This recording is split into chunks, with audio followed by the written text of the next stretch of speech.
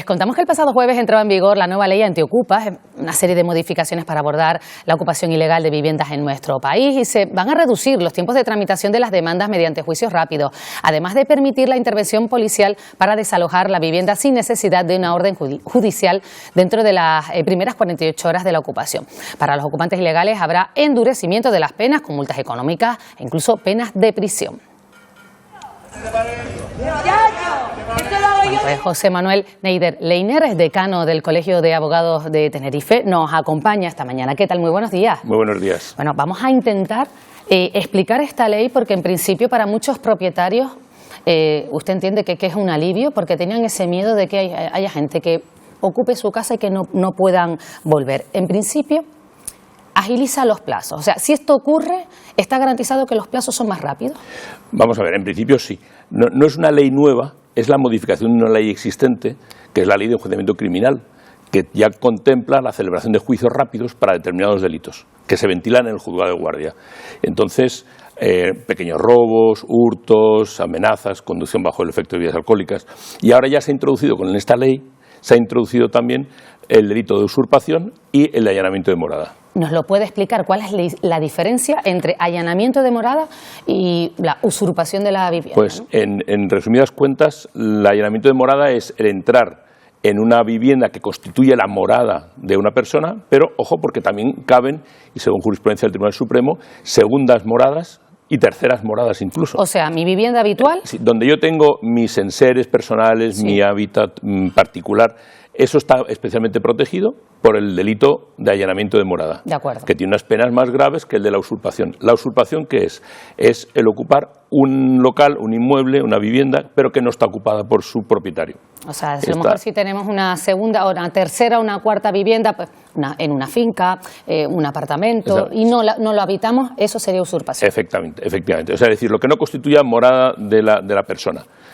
Aunque, ya digo, que puede ser segunda e incluso terceras moradas. Una persona que vive en Santa Cruz, tiene su apartamento en el puertito de Güímar, eso es morada. Por tanto, si entraran ahí, se produciría un delito de allanamiento de morada. Ese delito, sí, antes, se ventilaba o se juzgaba por el Tribunal del Jurado, que además eso no se ha quitado. Hay una pequeña contradicción en las leyes y ahora se puede enjuiciar con este procedimiento rápido que agiliza sin duda los procedimientos y los trámites. ¿Y rápido qué significa?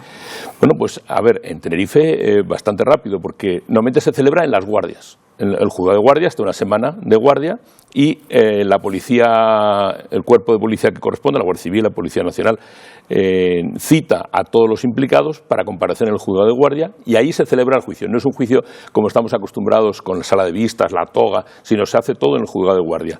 Y ahí mismo, si la persona investigada, denunciada, se conforma con la pena que le pide el fiscal, se dicta sentencia sobre la marcha. Y eso tiene además una bonificación, una rebaja de una tercera parte de la condena.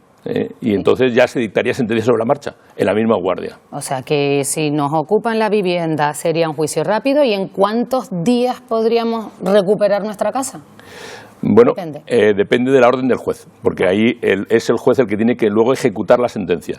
El que tiene que ejecutar la sentencia. Normalmente la sentencia la ejecutan los juzgados de lo penal, que son distintos de los juzgados de instrucción, los juzgados de lo penal. Pero también se puede acordar por la juez de instrucción medidas cautelares, es decir, que se reponga en la posesión de la vivienda a la persona, a la víctima, porque en este caso los dueños de las viviendas o inquilinos, porque pueden ser también arrendatarios de un contrato de arrendamiento. Entonces se recuperaría la posesión de la vivienda. ¿Y puede una persona que ha ocupado una vivienda y que le dicen que tiene que abandonarla recurrir esa sentencia del juez? Puede recurrirla. ¿Y eso? Sí. Porque tiene 5 días de sentencia, tiene un plazo de 5 días para ser recurrida pero luego eso alargaría el plazo. Alargaría el plazo. Lo que pasa es que es verdad que en la audiencia provincial aquí funciona con bastante agilidad y se acortarían con respecto a otros sitios, por ejemplo Barcelona, que los plazos son mucho más largos. Y al instalar estos juicios rápidos en estos casos, no sé si la justicia necesitan pues más medios para poder atenderlo o no. Sin duda. Porque desde el momento, un juzgado de guardia es el mismo ayer que hoy, cuando ya entrará en vigor la nueva ley, y todos los casos de usurpación o de allanamiento de morada van a acabar en el mismo juzgado. Por tanto, se va a multiplicar el trabajo. ¿Qué ocurre con los inquiocupas, con las personas que a lo mejor están pagando pues un alquiler y lo dejan de pagar, porque de eso la ley, o sea, la reforma de la ley, como decía usted, no dice nada. Claro, no dice nada. Y sería otro tipo de procedimiento distinto, porque una vez que se ha expirado el tiempo de duración del contrato, el inquilino permanece en la vivienda, hay que instar un procedimiento civil por expiración del plazo del arrendamiento. Y eso ya sí se alargaría. Se alarga más. Sí. Y en el caso, porque muchos propietarios temen que, bueno, y es un problema, alquilarle la vivienda pues a parejas o a personas que tengan hijos, no niños, por si se declaran en una situación de vulnerabilidad y se deben quedar. Sin embargo, con esta reforma no se va a tener en cuenta si tienen niños o no. ¿Es así? No exactamente. La situación hay otra ley, que es la ley del derecho a la vivienda, que establece el requisito de la invulnerabilidad, de tal forma que si hay vulnerabilidad se paralizan y tienen que intervenir los servicios sociales, buscar una solución habitacional complementaria, o decir, que supla la recuperación de esa vivienda, ¿no?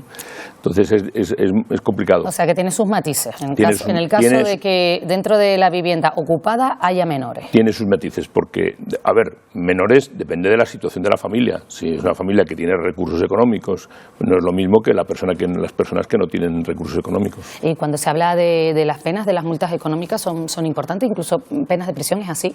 Sí, hay pena de prisión en el caso de la usurpación si hay violencia o intimidación. Es decir, si entramos y nos llevamos por delante al portero o a un vecino, o lo que sea.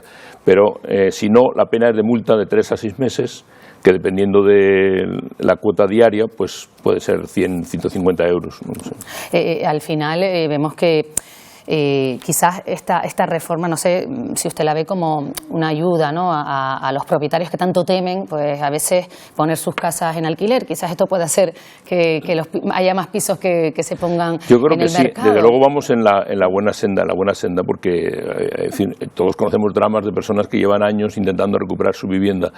Entonces creo que mejorará a nivel. Lo importante, yo creo que en este caso, es la reacción inmediata dentro de las 48 horas primeras de denunciar. Por eso es importante la colaboración de los vecinos, de las personas que están alrededor de la vivienda que está vacía o que no está ocupándose, para que puedan avisar cuanto antes, para que pueda ir la Guardia Civil, la Policía Nacional a intervenir, ¿no? Si lo hacemos en esas 48 horas, estamos protegidos, podríamos decir. Bueno, es más fácil que estemos protegidos. Y si tardamos más de 48 horas, porque yo me imagino, a lo mejor si nosotros tenemos una vivienda de las que vamos una vez al mes. Claro, ese es el problema. O en verano nada más la tenemos allí cerrada, llegamos y no la vemos ocupada. Claro, porque un requisito es que sea el delito flagrante. Flagrante es que se haya acabado de cometer o que haya pasado poco tiempo desde que se cometió. Si es una situación consolidada, ya la cosa cambia. Pues bueno, de todas formas hay que decir, ¿no? Los porcentajes dicen de ocupación aquí en nuestro archipiélago es menos del 1%, es muy pequeño. Sí, lo que pasa es que genera una gran preocupación por parte de la ciudadanía. Lógicamente, porque todo el mundo tiene una segunda residencia, o bueno, mucha gente, y puede verse afectado por este fenómeno, desde luego. Pues José Manuel, decano del Colegio de Abogados de Tenerife, muchísimas gracias por habernos explicado perfectamente lo que está ocurriendo con esta reforma. Pues yo encantado, muchísimas gracias. Gracias por habernos acompañado. Buenos días, Gracias, Canarias. buenos días.